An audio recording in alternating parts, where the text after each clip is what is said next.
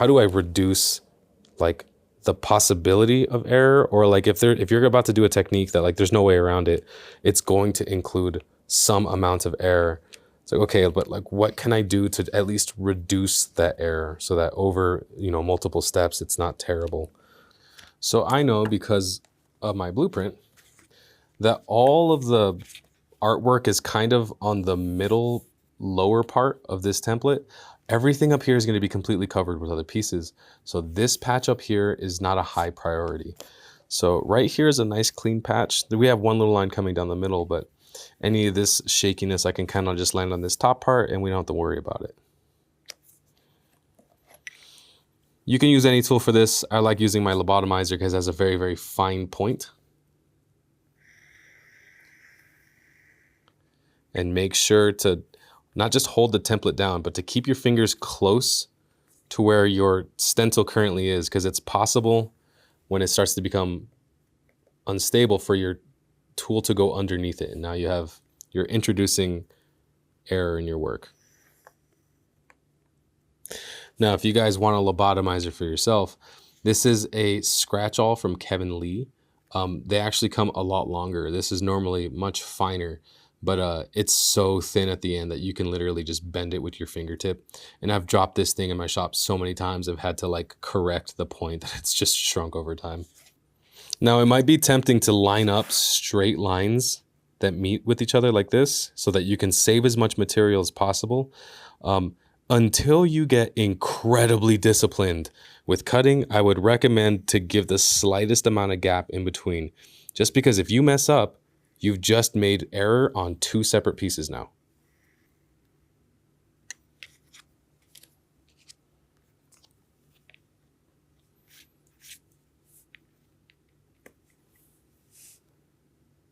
So when you're cutting out these parts here, make sure that you also get their mirror images and flip them over. We'll be needing those reflections as well. So now that we have all of our template traced out, I'm gonna go ahead and lop off this entire chunk below just to make this piece of leather easier to work with. We are gonna need some straps for this. Let me show you guys an easy way to cut straps. First, we're gonna need a straight line. I call this a calibration line just because we're about to use a strap cutter. But in order to effectively use a strap cutter, we need to start off with a straight line. This here is a strap cutter, technically a craft tool strap cutter. Now, these aren't super expensive things. If you're going to get into leathercraft, this is probably one of the first things that you should buy. You'd be surprised how many things are built by straps, or at least include straps. So it has a little ruler, and we're gonna set this gauge to the width of our strap. In this case, 1 inch because we have 1 inch buckles. Now, the goal here is when we start to slide the leather through here, there's actually a little blade. That's what this piece of metal is for. It holds a small little blade right there. We want it to run up against this piece here and never stop touching it. There should be never a single point where the leather is no longer touching this. And an easy way to kind of assist with that is actually using the edge of your table. So we're focusing on this piece of leather staying flat from beginning all the way to the end. At no point should you see this start to drift, because if that happens, you're gonna start to create like this curve and it's very difficult to get back on track. And even if you did, the next strap that you cut is gonna have to keep following that imperfection over and over. After a while, it starts to become really pronounced. So you'd cut every 3 strips or so, you'd cut another calibration line and start over. So we're gonna feed it through, hold from right here, and try to be careful with it because, like, you know, I'm wearing watches and stuff like that. Just try not to like leave unnecessary marks. So I'm pushing down with my palm and kind of my forearm a bit. Hold it here, pull down. Now, if yours does not go that easy, find out exactly, like, because by pushing up against the blade, it'll leave a small mark right there. And then you could just grab a knife and start the cut, and then this will feed in. It'll be a lot easier because now that this little strip is exposed, I can grab that. And I like to I do this to pinch right here, pinch and pull to make sure that this does not leave, and then this is being pushed into it. So there's no way that I can mess this up. At the same time, I'm pulling this forward.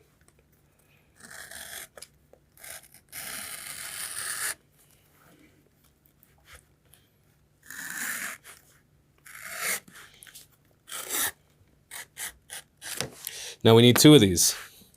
So I'm just gonna go again.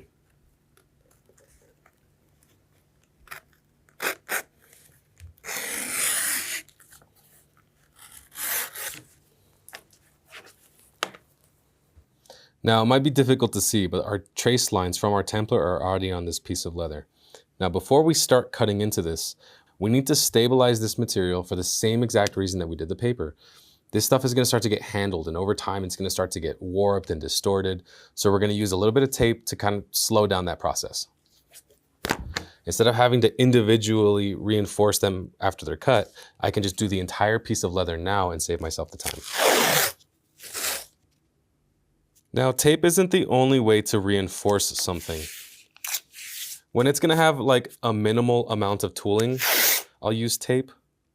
But if we're gonna do something really hardcore, like lots of lines, or I know that the depth is gonna be really, really deep, so there's gonna be a lot of like ballooning out, I'll glue this down to mat board. Mat board is essentially a very, very heavy construction paper, cardboard. But it's not cheap. I get my stuff at Michael's from the framing section, and it's like $7 or $8 a sheet. So it can get kind of pricey, especially if you're stocking up. But I try to get away with tape with whatever I can.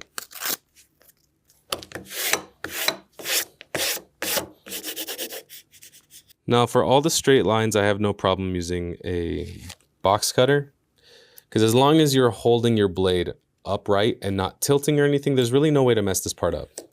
But when we get to curves, I'll be using a specialized blade. It really does help.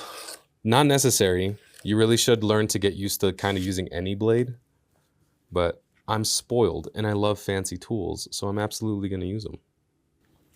So we're using 6 7-ounce Herman oak. Now that might sound confusing. What we're referring to is thickness. And that's roughly like 2 millimeter thickness of leather. You kind of want to fit the thickness and the type of leather to the project you're doing. In this case, we want something that has like a certain amount of substance to it, not just for like the feel, like we don't want this to feel like a piece of fabric, but we also want enough depth to be able to get deep tooling. Because if you have leather that's like tissue paper thin, you can technically get impression on there, but like it is very, very two-dimensional. It'd be difficult to get 3D effect without compromising the material and like punching a hole through it.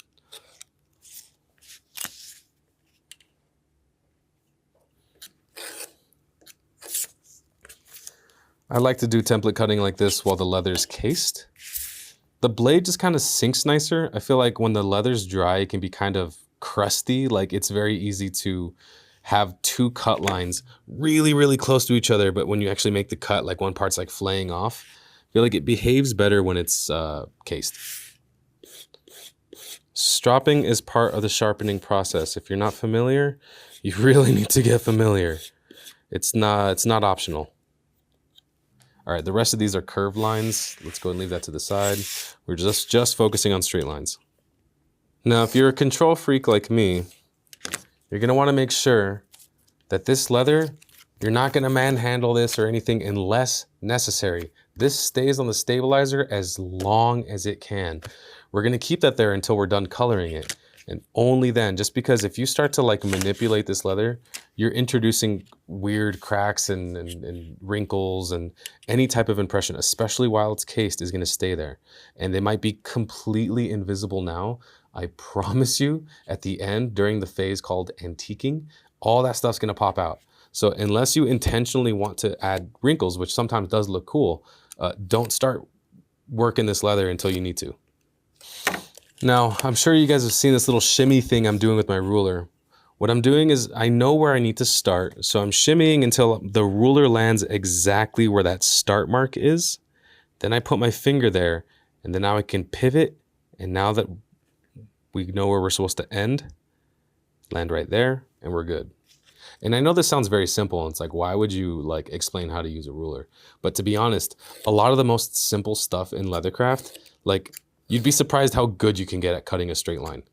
And it doesn't really feel important now until you start to do much more complicated projects where like all this tiny little error starts to stack up and you're wondering, what am I doing wrong? Why isn't everything lining up? And it's like, you can use a ruler better than you think you can. Trust me.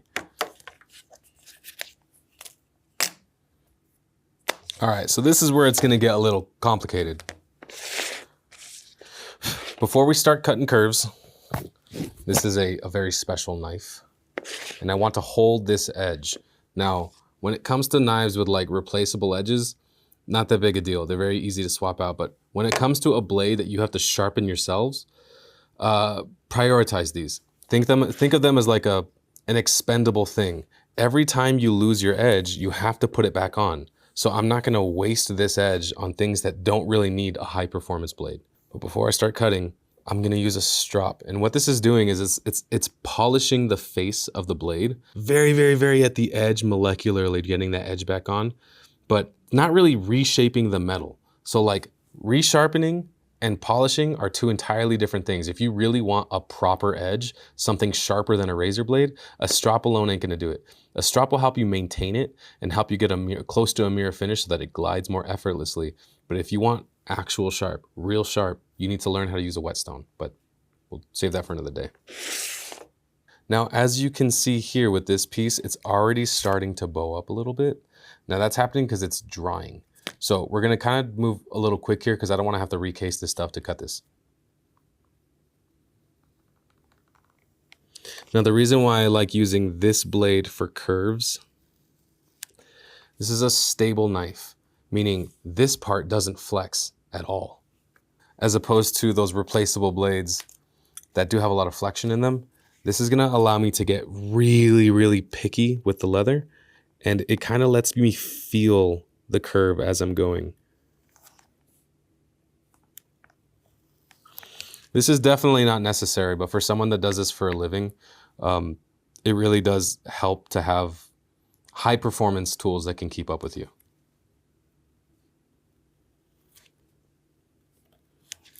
The shape of this knife also allows you to get really, really low. So if you have a very, very long curve, I can sink basically like 1.25 inches of blade in. And at that point, it's straight lines only. So this knife can technically cut straight lines in its own, unassisted without a ruler. But I try not to abuse this knife unless I absolutely need to. Now, having a blade like this, there was a small little incorrect tracing. And as you can see there, I corrected it. Having a flexible blade doesn't really like when you get that close to another cut line. It'll kind of just tear it. So let's just say I messed up on that line and it actually needs to come in a little bit. A stabilized blade will allow you to cut the tiniest little hair off of the ends of something if you needed to. This is a much longer curve, so I'm going to try to get as low as I can, and it'll help me with the smoothing out.